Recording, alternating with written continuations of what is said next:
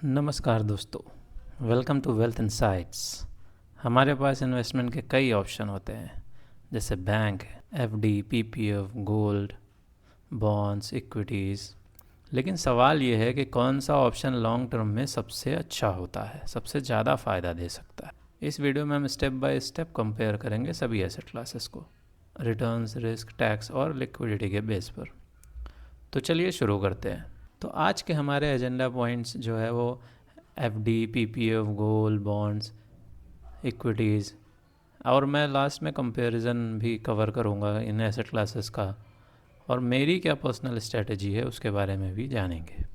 सबसे पहले बात कर रहे हैं सबसे पॉपुलर और ट्रेडिशनल इन्वेस्टमेंट की, बैंक फिक्स डिपॉजिट, जिसको कि एफडी भी बोलते हैं। एफडी एक फ़िक्स पीरियड के लिए होती है जहां आपको एक फ़िक्स रेट ऑफ इंटरेस्ट मिलता है।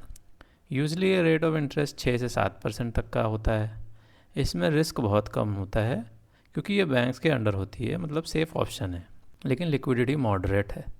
अगर आप टाइम से पहले पैसा निकालते हो तो इसमें 1% की पेनल्टी भी लगती है। अब इसमें क्या है, सेफ़ और प्रेडिक्टेबल रिटर्न्स है, पहले से ही पता होता है।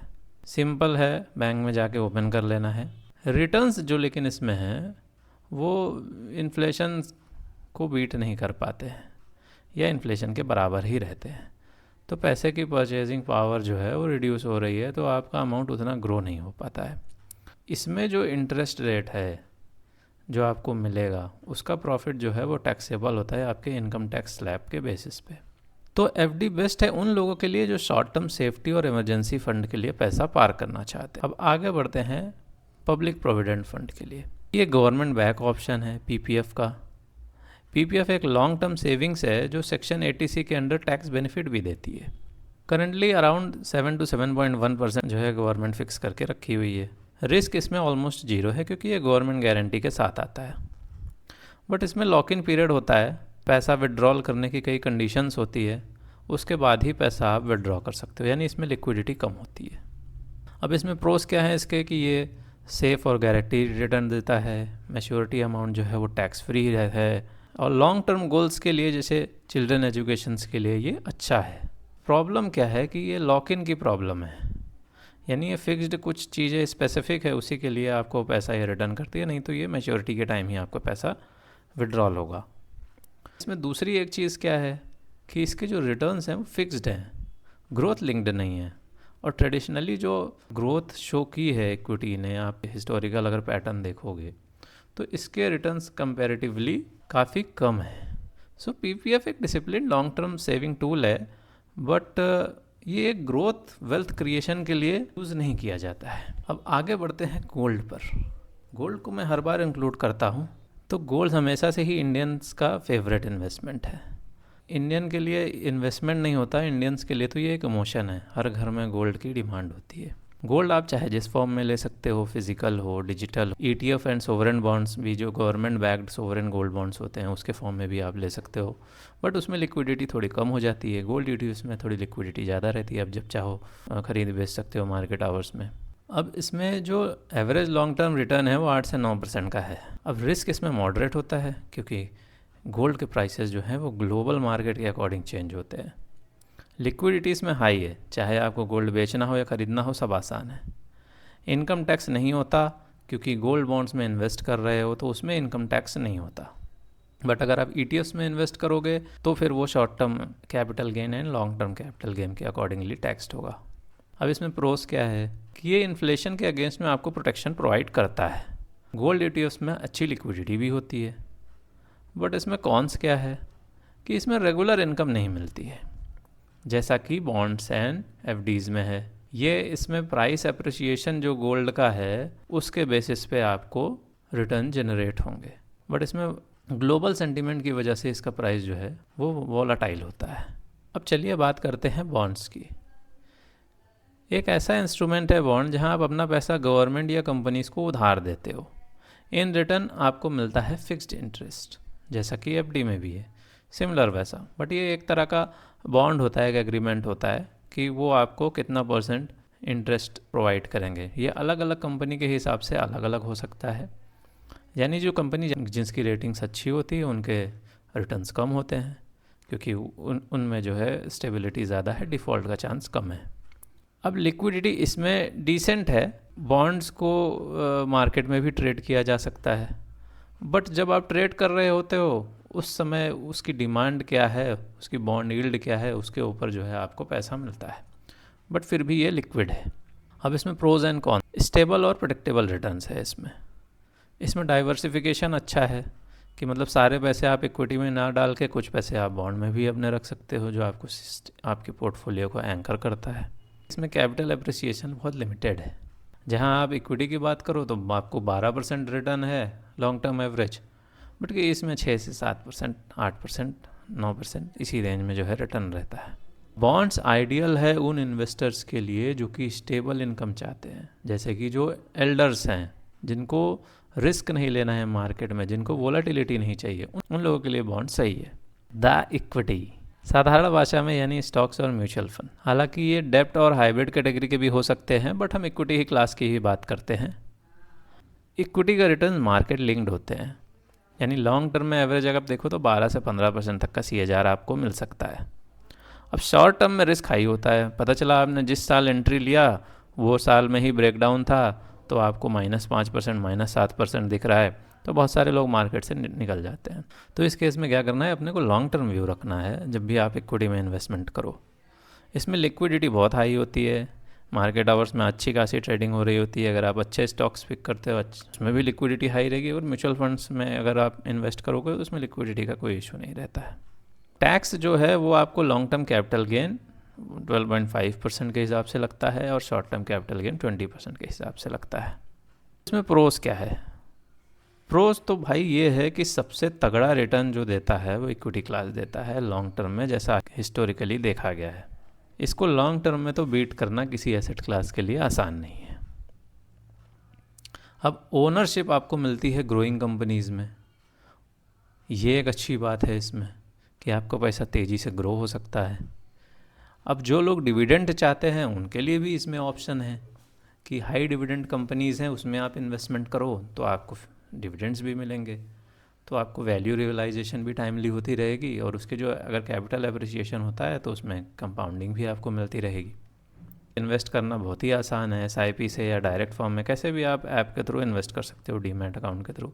फर्स्ट आपको डीमैट अकाउंट ओपन करना पड़ेगा। अगर आपने मेरी बेसिक की वीडियो नहीं देखी है तो आप फंडामेंटल ऑफ स्टॉक मार्केट की वीडियो देखना, उसमें मैंने सारी चीज़ें एक्सप्लेन कर रखी है। अब इसमें कॉन्स क्या है? अगर आप शॉर्ट टर्म में आप देखोगे या लॉन्ग टर्म में भी देखोगे तो पोर्टफोलियो की वैल्यू घटती बढ़ती इस फॉर्म में चलता है, अप एंड डाउन में। ये मार्केट का जो है way of moving the market है। अब इसमें पेशेंस और डिसिप्लिन दोनों ही बहुत ज़रूरी है। तो अगर आपका इन्वेस्टमेंट हॉराइजन लॉन्ग टर्म है और आप थोड़ा रिस्क टॉलरेट कर सकते हो तो इक्विटी सबसे रिवार्डिंग ऑप्शंस हो सकता है। सभी एसेट क्लास को फटाफट कंपेयर कर लेते हैं। तो FD और बॉन्ड सेफ है लेकिन लिमिटेड रिटर्न्स प्रोवाइड करते हैं। PPF सेफ है, टैक्स फ्री है, लेकिन लॉक इन का इशू है। गोल्ड इन्फ्लेशन से बचाता है लेकिन ग्रोथ इसमें लिमिटेड है। लॉन्ग टर्म अगर आप ग्रोथ देखोगे तो बहुत ज़्यादा नहीं है। रिसेंटली मैंने शो किया था, आप गोल्ड एंड ETFs की मेरी वीडियो देखना। रिसेंटली गोल्ड जो है वो geopolitical tension and other reasons की वजह से बहुत बढ़ा है, बट अगर आप लॉन्ग टर्म में देखोगे तो उसमें रिटर्न्स 8-9% के आसपास ही हैं। तो ऐसा ज़रूरी नहीं है कि हाँ वो 8% के हिसाब से ही ग्रो करेगा। अब इक्विटी की बात करें तो हाईली वोलाटाइल होता है, लेकिन लॉन्ग टर्म रिटर्न जो है वो अच्छा प्रोवाइड कर सकता है। आपको स्टेबिलिटी चाहिए, अपने पोर्टफोलियो में एक मिक्स चाहिए, तो आप बॉन्ड एंड इक्विटी का कॉम्बिनेशन भी कंसीडर कर सकते हो। अब मैंने आपके लिए एक ग्राफ प्लॉट कर रखा है, इसमें सारे एसेट क्लास दिखा रखे हैं सन 2000 से 2025 तक। ये चार्ट्स बहुत इंपॉर्टेंट इन्फॉर्मेशन शेयर करते हैं।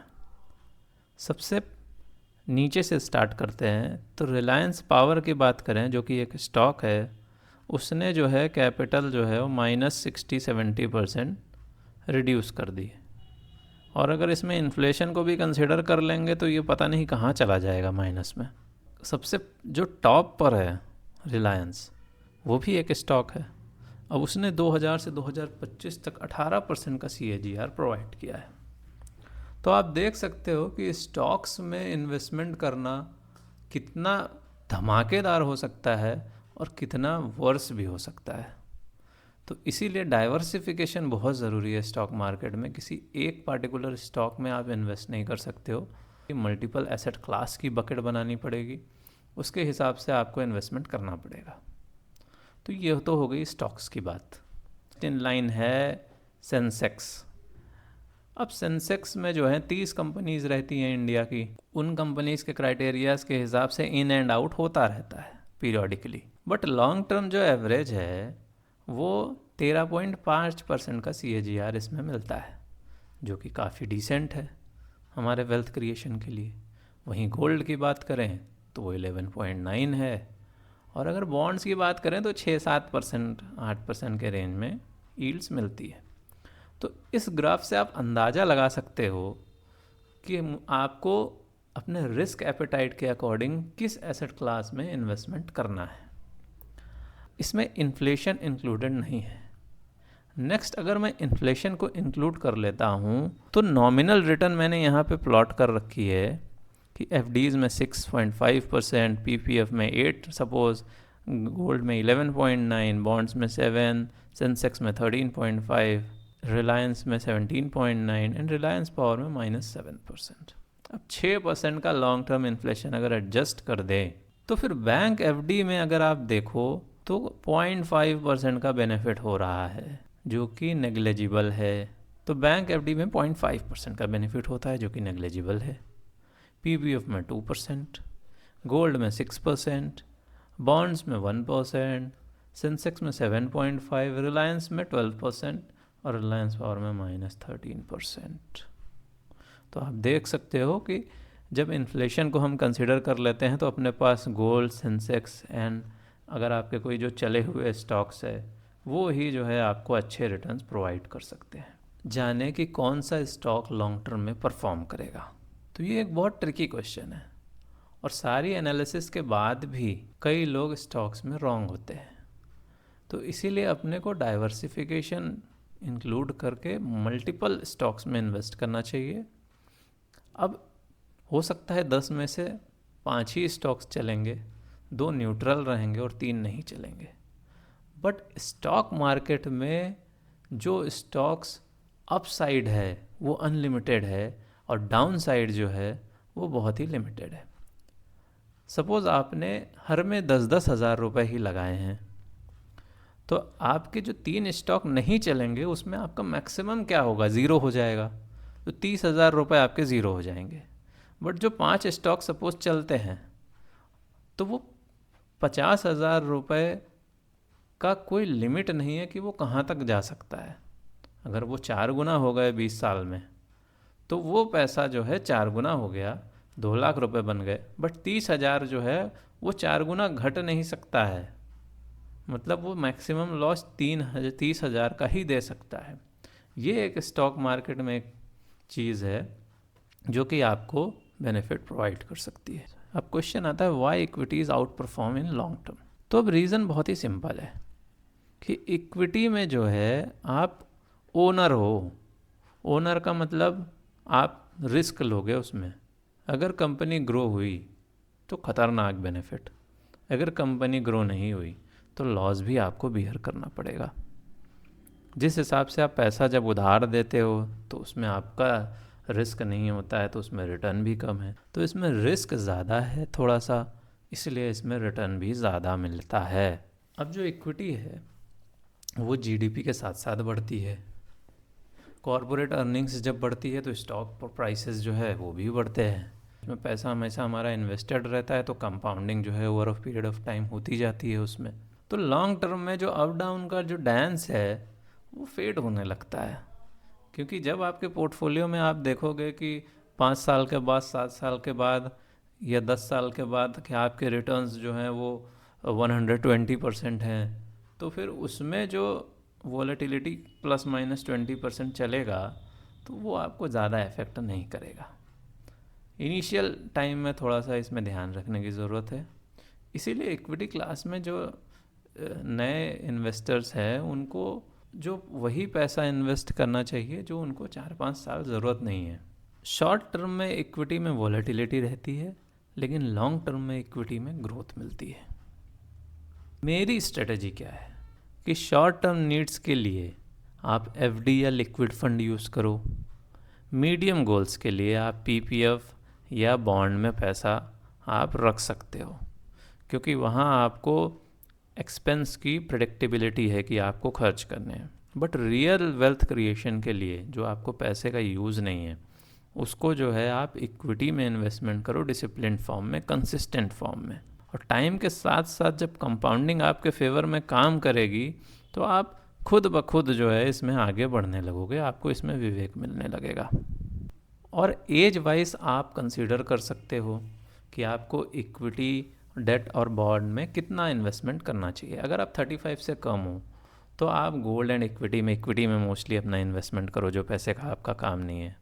अब जो 45 के अराउंड एज है जिसकी, तो उसको फैमिली को भी कंसिडर करना है, तो उसको अपने इनकम को धीरे धीरे डेट की ओर भी शिफ्ट करना है। तो अब उसके बाद के जो लोग हैं उनकी रिक्वायरमेंट है वो वेल्थ प्रिजर्वेशन टाइप की है, तो इस केस में डेट या फिक्स्ड इनकम इंस्ट्रूमेंट्स में जो है वो इन्वेस्टमेंट अपना ज़्यादा बढ़ा सकते हैं और इक्विटी में उसको रिड्यूस कर सकते हैं। आपका टाइम होराइज़न 3 साल से कम का है तो उस पैसे को आप इक्विटी क्लास में इन्वेस्टमेंट मत करो, सेविंग्स में मत रखो, क्योंकि वो बहुत ही कम रिटर्न देता है, वो तो इन्फ्लेशन को भी बीट नहीं करेगा। तो आप लिक्विड फंड्स जिसमें 6.5% के आसपास का रिटर्न मिलेगा, एफडी में भी रख सकते हो। ये सब कंसिडरेबली लिक्विड है, जब ज़रूरत पड़ेगा 1-2 दिन में आपको मिल जाएंगे। 3 से 5 का अगर कोई टाइम होराइज़न है तो उसको बॉन्ड्स में या हाइब्रिड फंड्स में इन्वेस्ट करो, म्यूचुअल फंड्स के, तो उसमें भी आपको स्टेबिलिटी मिलेगी। और अगर टाइम होराइज़न 5 साल से बाद का है तो फिर लॉन्ग टर्म है, तो फिर उन पैसों को आप इक्विटी में या इक्विटी क्लास के म्यूचुअल फंड्स में, स्टॉक्स में, इसमें आप इन्वेस्टमेंट कर सकते हो। तो दोस्तों, अगर आपको ये वीडियो इन्फॉर्मेटिव लगा हो तो लाइक और शेयर ज़रूर करें और सब्सक्राइब करें वेल्थ इनसाइट्स चैनल को, ताकि हम मिलते रहें ऐसे ही एजुकेशनल वीडियो के साथ। तो मिलते हैं नेक्स्ट वीडियो में, जहां हम बात करेंगे म्यूचुअल फंड्स के बारे में। तब तक के लिए invest smartly and take care. Bye bye.